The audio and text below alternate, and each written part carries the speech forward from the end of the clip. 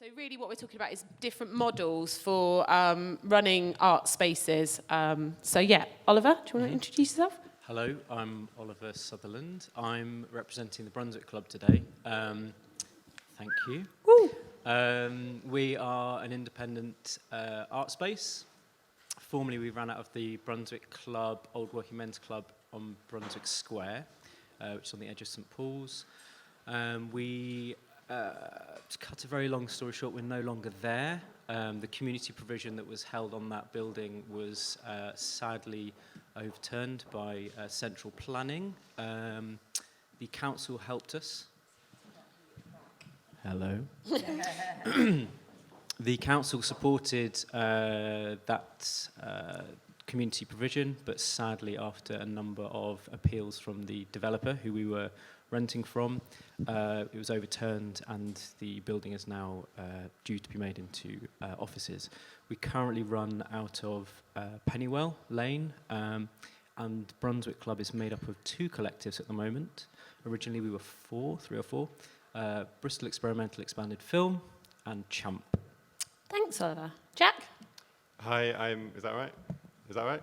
Nice Yeah. and close. Hi, I'm Jack, formerly of Antlers Gallery, a nomadic gallery moving around different spaces around Bristol, putting on temporary projects. Now working as part of BRICS, a charity looking at how local communities, creative communities and social enterprises can come together both to program activities and also secure spaces in the city for their work. Thanks. Kim? Hi, I'm Kim. I'm the director of a socially engaged arts organization called Take Apart. We work with communities to co-commission and co-create projects that look at an asset-based community development model of working around strategic planning and redevelopment of an area. So communities themselves are realizing their own ambitions, and we're helping to act on them. And I am currently the chair of BRICS. So I work with Jack as well. Thanks. Paula? Hi, my name is Paula Orrell. I'm an independent curator and also a consultant and run the Visual Arts Southwest network, which is part of a national organisation for the development of contemporary practice. And I also have been doing some consultancy with the Brunswick Club and very delightfully work with these three wonderful people on lots of different things. So thank you for having us here today. Great. So I want to start because artists have been getting a lot of stick in all this gentrification. It's all your guys' fault. How dare you come into areas and make them nice places to live and interesting and vibrant? Damn you. I want to hear about what artists need. What is it that artists need in terms of spaces? What is it that we're not getting right? Oliver, maybe I can start with you.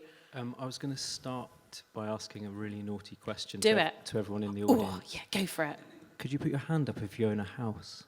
Own a house? Oh, God, I feel like a If you dirty... own a house. Outright or just, I own it via the bank? I mean, you own it. Oh, damn it. Okay. I half own Can you put your hand up if you Gentrifier. don't own a house?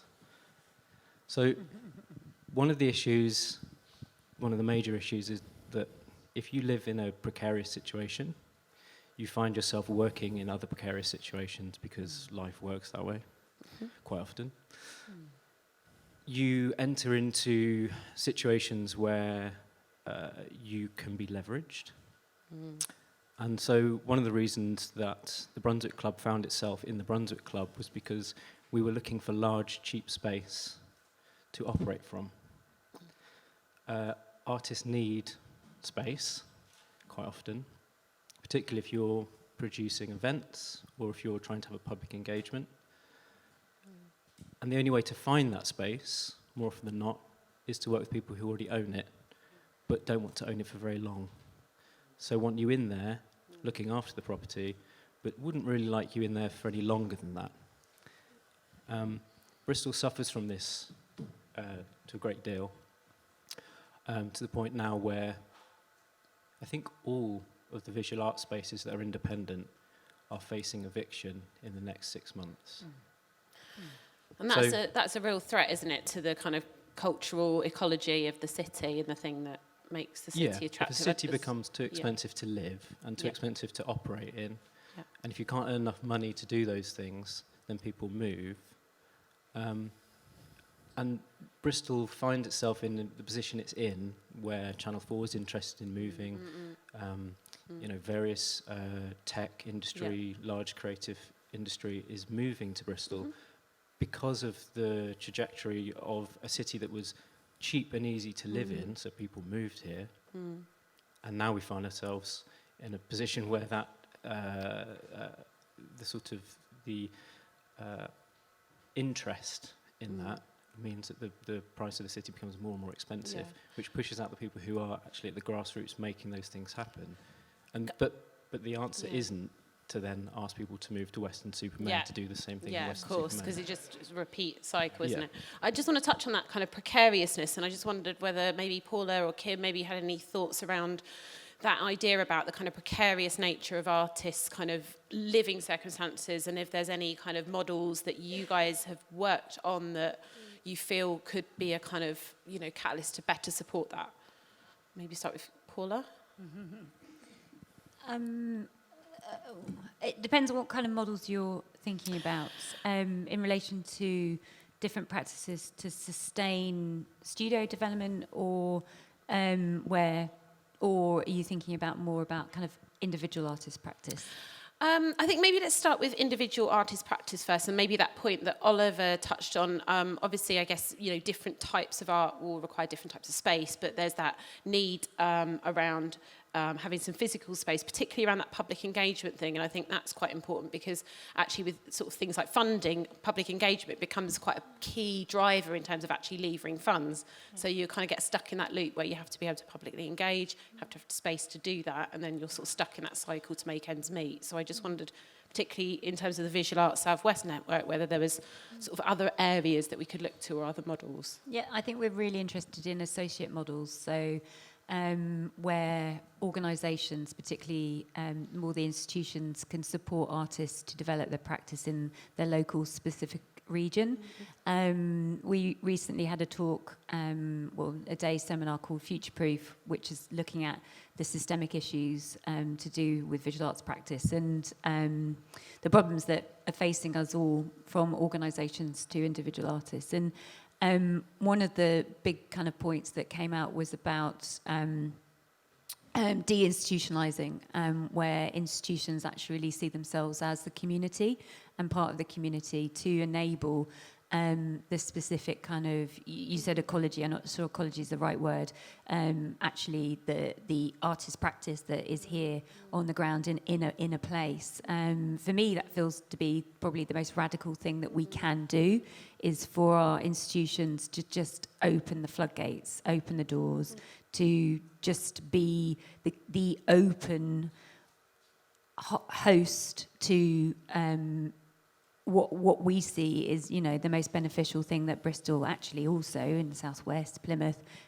Exeter, Southampton, and the whole kind of region has an amazing quality of artists working here.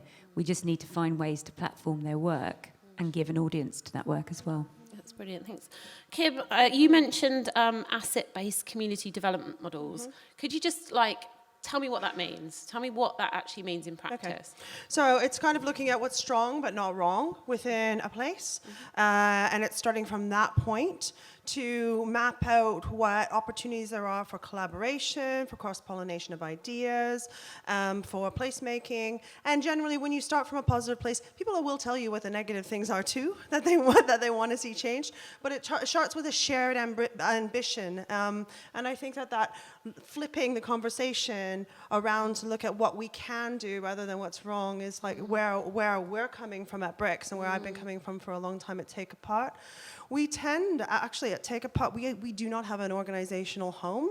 We are not a gallery. We are just about working out in the community. So I really second what Paul is saying about artist practice being embedded in a place, and maybe not so much, I think it's really important people have a place to work from, but the venue for the work doesn't have to be gallery-based. From my perspective, it's great to have audiences that you collaborate with, and you can get right into the issues within certain areas. But when you're talking about an economy for artists, showing in a gallery, then having that platform of the process of the progression of their work leads to other opportunities, be that then a commercial opportunity and other exhibitions that then, takes their career in the trajectory that they want. And I think that's something that I'm not saying that institutions should not invest in other practice in other regions, because it's about expanding our awareness and understanding. But also, at the same time, we're not really thinking about the economy here. Yeah, it's kind of like about galleries becoming socially engaged in the practice. I just want to bring Jack in, because this is almost like what you are trying to create with bricks. Tell us about bricks, Jack. Just give us in a little nutshell what's happened with bricks. Sure, yeah. So Bricks came out of a R&D project looking at how some of the learning from the work we've done before and from other arts practice in the city could be taken on into looking at what might be a more resilient and long-term model, because we always see these kind of projects, as everywhere, there are projects that kind of come and go, and some of that is the natural ebb and flow of practice and people moving on out of the city, but also some of those projects could have more longevity, and you could start to build on that into and to get more value from that, both artistically and, so Bricks was looking at how we could buy a building through mortgage and through social investment, rather than be paying rent. And as a result, the kind of rent payers would be paying off a mortgage and have that long-term access to this building as an asset that they've developed. So, I guess when we're thinking about buildings, often the buildings being offered out by, for example, like maybe the council, might be quite hard buildings to run a kind of a model with, and to be able to develop funds for the arts practice. If they need loads of renovations, if they're kind of in hard to reach areas.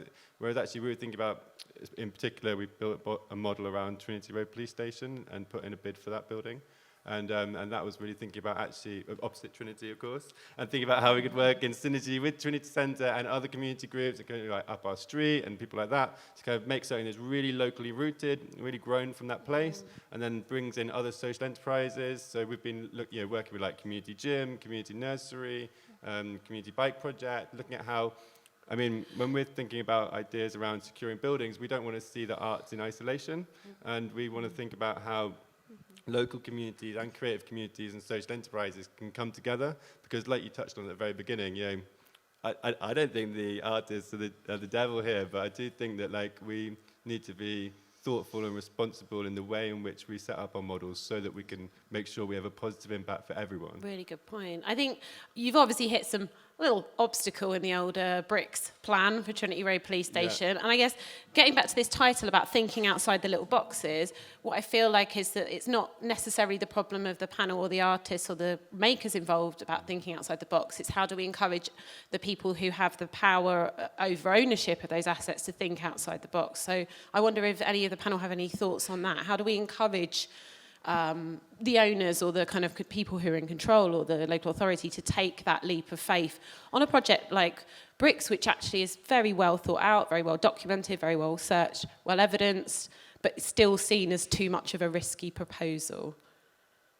I don't think that it was risky. I think that just other people had more money. More money, yeah. Well, I guess that's without that kind of immediate leverage of funds, how would one go about taking a project like Bricks forward, potentially within alternative spaces or in a different way? I guess it's making the case for support and kind of looking at how we diminish that risk or perception of risk. So, one thing we've really focused on is getting an amazing board together. Another thing is looking at how our kind of long-term model will show how we will be able to repay social investment, and building in that within our kind of the way in which we've structured it. We've actually decided to go for a slightly more, which probably makes a lot of sense, kind of grow something, start doing projects, and so we've got some slightly more temporary projects and collaborations that will be delivered really soon. So and I guess, and the other thing is the DIY Cultural Spaces Work Group has been working on a set of meanwhile values. So I think the way in which we behave both as organisations but also as a sector impact on the way in which we're perceived as operators. Oliver, I just wanted to bring you back in again around kind of artist need. You know, aside from space, and you kind of mentioned about that kind of precarious situation of artists, and you know, that then pushes the precariousness into your practice and being able to kind of further your work. What solutions do you see maybe economically around that? Like, you know, somebody touched on as one of the suggested questions of the panel about universal income. I just wondered if you had any thoughts about things like that or other ways to sustain artists' practice. I have no experience in terms of thinking academically about universal income. I can't comment on that because I don't understand the wider economic values of it. But what I can say, in terms of how artist space succeeds, in reference to the Brunswick Club, is that autonomy and being a self-sustaining model seems to be the most logical way forward in terms of making a space work successfully. Autonomy is really, really important. Meanwhile space, I think, this is just my personal opinion, is really, really dangerous because you are unable to have that level of autonomy. And you're always, I know that someone's going to be talking about art washing later, but you're always implicit in some way in that process, and it's really, really hard to step back and think ethically about how you're operating. So I think we entered into conversations with the person who owned the building, the Brunswick Club, and we had conversations with other people who owned buildings, including the council, about how those buildings could be used and how an agreement could be used. So shared ownership, so that a part of the building is owned by the developer or by the council and generates income. The other part of the building doesn't generate income. I mean, this was talked about earlier in the previous panel. We need to think more about non-profit. You know, arts organisations, art projects. The notion that it should generate a profit is just a bit absurd. So we looked at social investment as a model to potentially purchase the Brunswick Club when we were originally in conversation with the developer. The cost of the building was really, really high, but it's in the centre of the city. It was 1.4 million just to buy the building. But we were still really interested in it, and we were having conversations about how flexible that cost was. So one of the ways of financing would be social investment, which is a group take money from an individual who wants to get various tax breaks. It's then invested into social projects. But there is an interest on that, and the interest meant that it was just not feasible at all. So you have to then start thinking about, I was talking to someone about philanthropy earlier. Philanthropy kind of makes sense, but also from evidence of Strange Brew, which is a space that will be opening in January,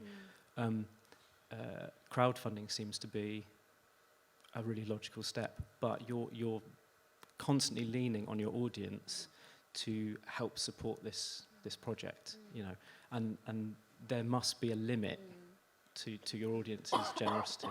I wanted to bring Kim back in about that idea about price and being kind of gazumped all the time. And I think there's obviously that, you know, kind of processes around sort of being able to register assets for community value and things like that. And those sorts of things tend to work in rural areas where you're not necessarily having to compete with a big developer coming in. I wondered if you had any thoughts around ways that we could improve that process or things that might kind of counter that, you know, a way around this problem that we keep kind of, you know, even if we get some money for crowdfunding, we're going to get gazumped because someone's just going to come in and outbid us. Gosh, I wish I knew the answer Fix to it. that. Yeah, I don't know. I mean, there's obviously needs to be some kind of, like when they sell property in the Scottish system, as soon as your offer's accepted, you're buying that, and you're not going to get gazumped. But that's a central government kind of policy, and I don't know how from here that we can get to that point. It's interesting what Oliver was saying about, you know, the meanwhile spaces and having those leases with councils for art spaces, because equally what happens when you're in community spaces, that communities are being essentially kind of leased, if you will, the use of a youth centre or any other community asset, a swimming pool, and those things can equally be taken away in the same way. So I think there's something that maybe could be done between like the community of artists and communities of geography to try to collaborate more on how we can cooperatively make a call to action and work towards having a voice around how these assets are used and shared in the future, which are things like the neighborhood planning process, obviously. There are some mechanisms in place to do these kinds of things. And in Bristol, where obviously the cost of property is very high, maybe having a creative land trust is more difficult, but the neighborhood planning process will put in action for a community a 20-year plan whereby something won't go directly to a developer and it has to go to a community who may have the capacity to buy it. So there's a little bit longer call to arms. So potentially us as a collective harnessing the power of a neighborhood planning process would be way forward.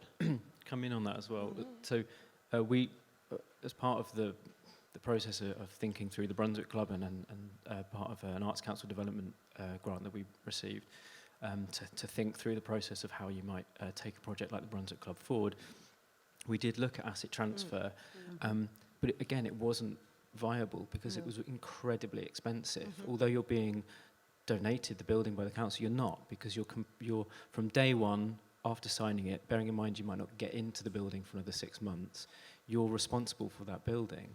And I can't think of any community group that has the finances in the bank to pay for insurance, to pay for a property security company. It doesn't make any sense at all.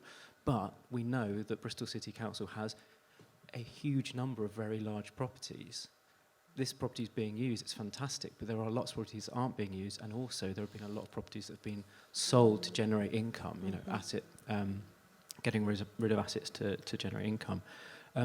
So there needs to be, I feel, a conversation, and I'm sure there is a conversation in the council at the moment because of current climate, around what you're going to do with these assets, that once you strip the city of these assets that could potentially be used within communities, once you get rid of them, you don't have them again. Once you've got rid of them, that's it.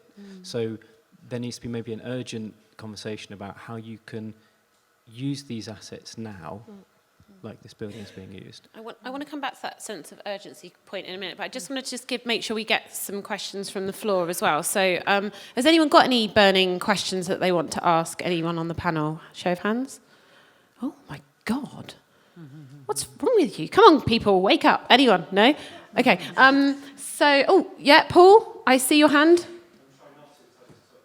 Go on. Right, can I just say, in terms of, I don't know if the panel are aware of the City Council's commitment to social value and whether there is an opportunity using those policies to start to have a conversation with them around talking about portfolios of assets that might be available to deliver the things the city said it wants to do. One city plan, there's a cultural strategy, there's all these things they've signed up to in terms of policies which imply or have got the idea of actually having landed buildings, core to them, are there. So there's a bit of a gap between the city's aspiration and the opportunity for community organisations to deliver that. And do you think social value is a mechanism to kind of square that circle, or the challenge that maybe Paul referenced? Can I say something very quickly? Yes. By the way, we do have an amazing group of arts officers in this room at the moment, and it's really important to acknowledge the fact that everyone is up against an extreme systemic issue, which was talked about very much in this last presentation. So I just really want to acknowledge the fact that they are doing an incredible job, and it is an ongoing, relentless job, I would imagine, working within any council, particularly Bristol. The thing that I think that we're not doing is that we're not challenging our institutions enough. We need to bring more investment into this city for the cultural industries. And the only way to do that is to bring money from other realms into this city. When you say institutions, I just want to kind of clarify what you mean. When you tell me what you mean. The big ones. The big arts organisations. The big arts organisations to collectively work on our behalf. Because there needs to be without us, they are literally, dancing on the stages for themselves. We are their audience. We are the people who participate in their events, their workshops. We go to the gallery spaces. What I think is the best model is the Creative Land Trust model.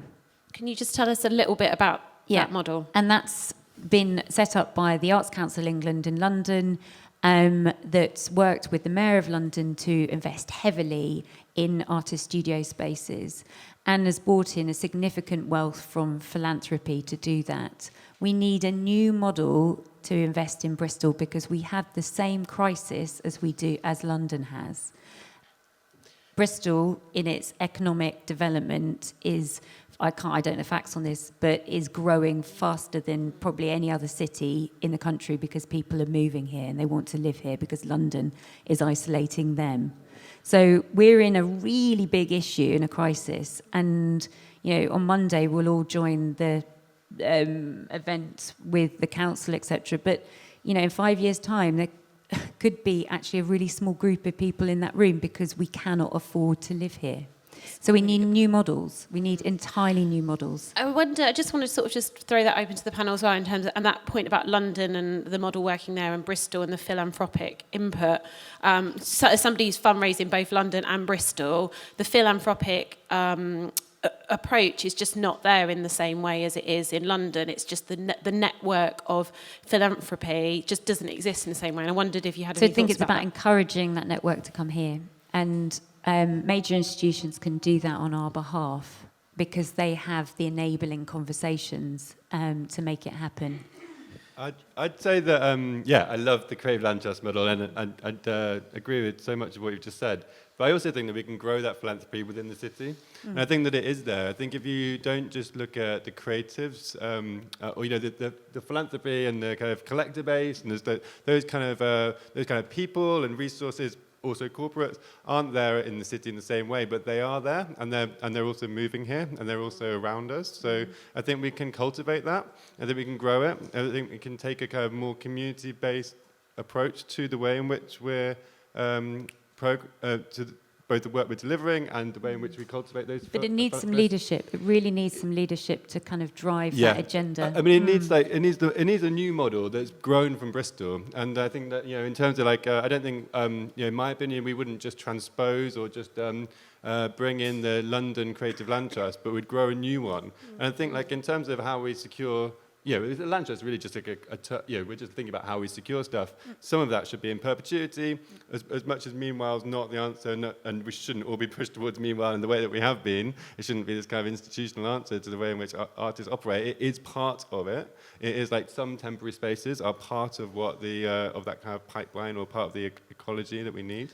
And also I think in terms of the council and that kind of social value that Paul brought up, I think that is in terms of taking a wider look at what value is being created, pecuniary and non-pecuniary. That's something that the council and other public bodies can do. So that's an option for securing stuff, and also potential collaborations. Yeah. To call back to the previous panel and the comments around XR, one thing that XR has done and that conversation has done is to put pressure on the social responsibilities of large business. Yep. Large businesses, banks, corporations have social responsibility funds that they're meant to distribute. We don't access them in the arts. Not very many people do access them because they're not really talked about. We have huge corporations in Bristol, massive tech companies, arms companies. We also have two really, really large commercial educational institutions that own a huge portion of the centre of the city and are very unresponsive to how that property is being used because they can leverage it and it becomes more valuable. I would suggest that philanthropy in Bristol is very difficult. We don't have, from my background in the visual arts, no one really buys art in Bristol. London, lots of people buy art. And there's an economic reasoning to invest in artist studios. I would argue that in Bristol there's a social responsibility. That's the reason to invest in the arts, rather than an economic one, because we don't have commercial galleries, and it's just very different, and it's more about upholding the creativity, the culture within the city, rather than the keeping the economic monetary value. Has anyone got any questions that they want to ask? Oh, I've got lots of hands now. Can I start with you? Well, I'm just a bit worried about the idea of using the big institutions to go after the philanthropy, because I think that they're going to just steal the money. Ultimately, one of the problems I have is that, we say with the DIY and things like that, and it's not all their fault the way funding is. Everyone has to be quite selfish, and they all have to guard their own fortress. And then I also think the big institutions, including the universities, I don't want to say they look down on artists, but, if they give you a bit of work, they certainly treat you like you should be ever so thankful. Oh, thank you for letting me work my arse off for really bad money. So, building a new one, I think you'd be great at that, Jack. Question? I had a question, but I've forgotten what it is. But it's that. How can we? I think we just have to get more power. How do we get more power? There was an initiative that was started last year, and it's kind of petered out. It was called the Cultural Standard, and it was a sort of a memorandum of understanding of how artists should be treated in the city, your pay, all those things. I was involved with it, but it hasn't really gone any further. But that feels like actually quite an important systemic shift for the city to adopt, because it means that the value of arts and culture starts at a point of pay and acknowledges the precariousness of the individual working in the arts in a city that forces it to be your existence to be precarious. Well, it is about that social side of art, really. Yeah. And it's not. We can take the onus off the developers making the money and put it on all the other businesses that will thrive from it. You often think with gentrification, you think, well, they're going to force all the people out that made people want to go there in the first place. I was just trying to think about what we could do on a really kind of everyday level. And I remember Annie McGann from Save Bristol Nightlife saying at a conference that Paula was chairing at the Brunswick Club, that kind of the most activist thing that we can do as an artist community is to become a ward councillor, because that's affecting right from where you live outwards. And I think that's a really pertinent place to start. That's something that's doable and actionable now. Really good point, thank you. We've got to wrap up. There's just a question at the back, a very big hand up there, yes? Good question. I've come up from Cardiff today, and I just think there's something really powerful with what the gentleman just said about the cultural kind of manifesto thing. I'm a member of the movement of cultural democracy, which is just really great, powerful. Cardiff has got all the same problems you're explaining. Newport will have the problems because of the problems in Bristol. I just think there needs to be a much more powerful alliance between Cardiff, Newport, Bristol. Cardiff Council are always looking to compete with Bristol, and probably vice versa. And I just think we need to extend across the water and join up a bit more. I think it also chimes into the thing that was mentioned earlier, which is a lobbying group. We actually have a lobbying group already. It's called the Arts Council. It's just that there maybe needs to be. There is an artists' union. There are a couple of artists' unions. They're really early stage, but essentially it's a way of organising. Like there needs to be a much more organised movement so that these conversations are legitimised through that action. Yeah, too many movements, and it might just stand still. That nobody? It's really, it's what is incredibly interesting and absurd is that Weston-super-Mare is seen as this kind of idea of the next place that artists should be moving to now. Do you know what? Who is advocating for that is the Arts Council England at this point. And it's a load of bullshit. We need a big voice to go in and change that conversation. We need the conversation to be the models that work in the city are the alternative models, like Brunswick, who are doing it themselves, who actually are financing it themselves and finding ways to make their work and practice happen in a city. They're here because their audience is here.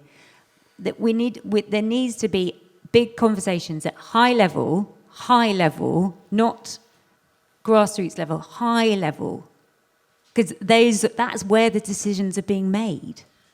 So, on our behalf. Yeah, our behalf. And I think that's the challenge, is that, one of the earlier panels also touched on that. It was more about the intersectionalism of making a movement. But I think because lots of different arts organisations represent different genres and interests and things like that, how do we speak with one voice? And if hypothetically the larger, more powerful institutions will not take that role on, how do we speak in a unified way and mobilise without them? That's a really good question. What do we think? I think part of that is putting trust in individuals to speak on behalf of a group. I think we need to deinstitutionalise as well. We need to get into those institutions. We need them to be operating on our behalf. Anyone else got an answer to that?